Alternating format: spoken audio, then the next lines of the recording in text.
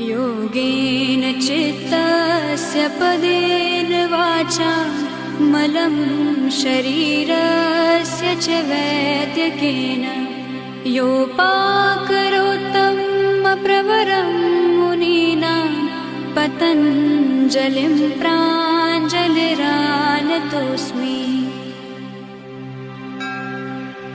योगेन चित्तस्य पदेन वाचा मलं शरीरस्य च वैद्यकेन योपाकरोत्तं प्रवरं मुनीनां पतञ्जलिं प्राञ्जलिरानतोऽस्मि।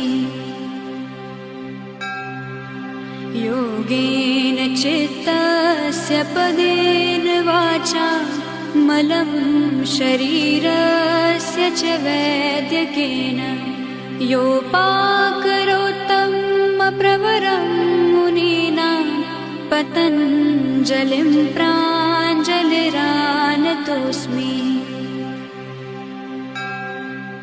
योगेन चित्तस्य पदेन वाचा मलं शरीरस्य च वैद्यकेन योपाकरोत्तं प्रवरं